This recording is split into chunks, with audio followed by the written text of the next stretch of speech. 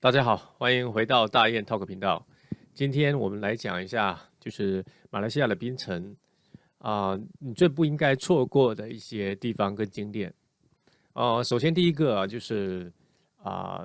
这个槟城的这个壁画就这个壁画的话，其实我们在网上经常就可以看得到。它的壁画呢，跟很多地方的这个比较现代的涂鸦会不太一样，它还是跟当地的那种气氛、文艺的气氛比较接近，就是看上去是有点那种历史的文化，还有点沧桑的那种感觉。很适合拍一些文艺的照片很适合年轻人去打卡。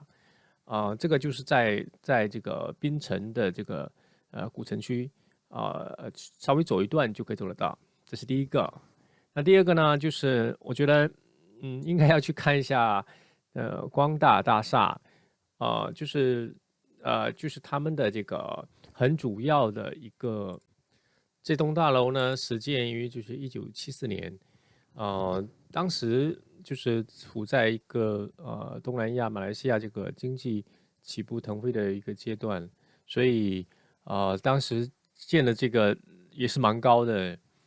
有65层，就当时是65层，也不知道当时算不算是马来西亚最高的一个楼呢？因为确实是蛮早的，就是对70、80年代，然后后来是有再加高到68层。为什么推荐这个呢？因为第一个你可以去感受一下，就是澄清马来西亚槟城这一块的繁华。为什么说它曾经的繁华呢？因为你想想在197070左右这样的一个时间，能建这么高的楼，所以相当的了不起。然后另外一个就是你可以在上面看到整个的这个槟城的一个全景这个我觉得非常重要，因为在我看来，去一个城市去玩或者是什么，我觉得你可以尽量的去找一个地方可以鸟瞰整个城市的这样的一个地方，因为这样呢，你对一个城市会有一个大致的印象，并且你可以从更宏观的角度去审视跟看待这个城市。对。然后我顺便提一句，就是槟城的话，就是可以感觉就是光大大厦在这个位置上好像还是蛮突出，或者说蛮突兀的。为什么？因为周边跟它相接近的建筑并不多，就是它很孤立的在那个地方。其实也能看得到马来西亚这个国家，曾经的辉煌跟就是它的整个迅速的恢复平静的那种过程，其实应该是比较急速的。对，这个就是一个时代嘛，一个时代。然后我推荐去另外一个地方，就是槟城的这个良乐博物馆。我觉得这个其实是蛮需要去看的一个地方，因为你既然来了槟城，你要了解它的独特的一些文化。那么良乐文化就是其中非常重要的一个东西吧。因为你要知道，在南洋，就是其实在这个漫长的历史当中，民族的融合，还有国家的变迁，其实两者文化的这个沉浮，就是一个呃叫什么，就是蛮有味道的一种南洋古梦吧。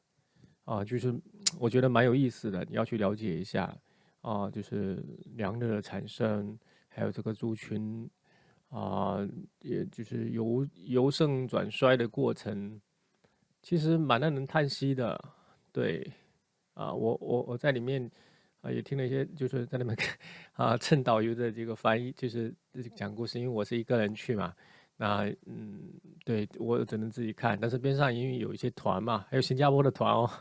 哦，他们也在那里就是讲这个东西，然后我这边呢有听到一些一边听一边看的那些房间文物我觉得如果你是个喜欢文化跟历史的人，我觉得那个地方其实是蛮重要的，蛮有性价比的一个地方你可以在那里待个半天，如果你比较那个待个1天都没有问题。你还可以拍一些很漂亮的照片对。说到历史建筑的话，那还得提另外一个地方，我觉得也是很值得一看的，就是蓝屋就是蓝色的屋子那它主要是这个曾经的一个中国商人张弼士的一个故居吧，或者叫府邸吧，就是他们家住的地方。那这个地方就是你可以看它的建筑规格其实还是蛮高级的，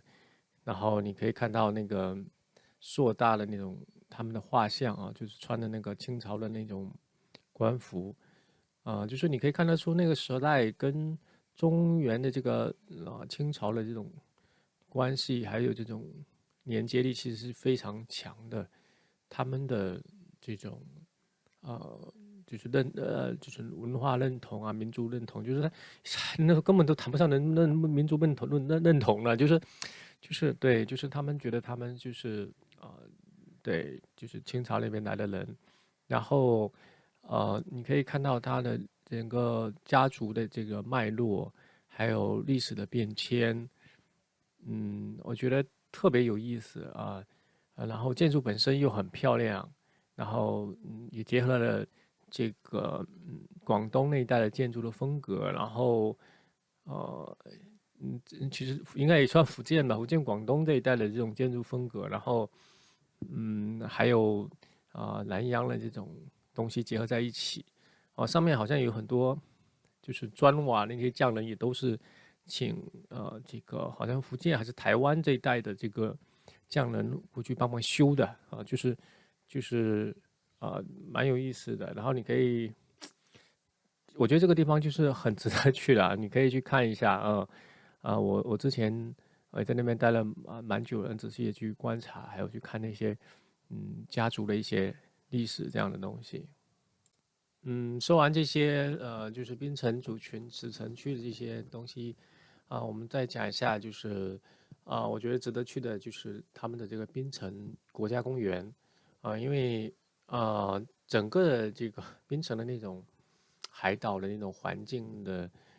最能体现的，我觉得就是他们的槟城国家公园还蛮大的，然后其实就是你可以打那个 Grab，然后到那个沙滩边上，然后你就可以徒步慢慢去走，就是蛮宁静、蛮舒服的大海。当然，如果你是来自海边的，而且是比较不错的海边的城市，那可能就觉得还好。但是如果你是来自呃不是在海边生活的人，我觉得真的是蛮漂亮的，很好看。而且也是这种热带的海洋的那种不一样的风格，我觉得非常值得一去，很推荐这个东西还有一个非常重要的就是新市桥周信桥什么的因为新市桥这边的话，我觉得这也是就是刚才你可以看这其实就是一个历史的脉络从清朝或者什么时候他们下南洋，然后到在哪里靠岸新市桥对，然后慢慢的还有就是它的后来的发展到光大大厦，它其实就是一个历史脉络我觉得你在一个地方玩，我觉得你很重要就要去了解它的历史脉络，然后通过它这个脉络再去串你的玩的这些地点，我觉得是蛮有趣的一个点，我觉得我可以分享给大家，就是你可以试着这样去旅行去玩，这样的话你对很多东西的了解会更深入一些然后我们就讲到这个新市桥，就是新市桥的话，它的就是当时的那种聚居的方式沿着那个水面聚居的方式搭了那种有点像高脚楼一样的那种房子，然后密密麻麻这样排在一起就是按我的理解，它可能就是一个同心室，或者是就是移民过来大家比较熟悉的亲戚朋友，大家住在一起，然后慢慢演化出来的一个社群吧，就大家就在那里生活就是很有历史特点，就是你很难找到相似的东西，这就是一个人类迁徙的一个过程，历史的味道，我觉得这个是很有特色的那里也有很多的游客什么印尼人韩国人然后日本的呢都蛮多的，就是应该是个蛮出名的景点。我觉得大家来槟城，我觉得这个是必须去的。然后最后呢，就满提一下，比如说像那个升旗山啊，这个也是蛮出名的你也可以去看一看。然后最重要的是，你还得去看一下他们的小吃就是夜市啊，然后他们有几条就是比较出名的夜市，你可以去吃啊然后对，我觉得，但晚上你不要玩得太晚，我觉得是这样子啊。行，好，那我们今天就聊到这里。如果你感兴趣，或者觉得聊得还蛮有意思的话，那你可以关注我。好，再见。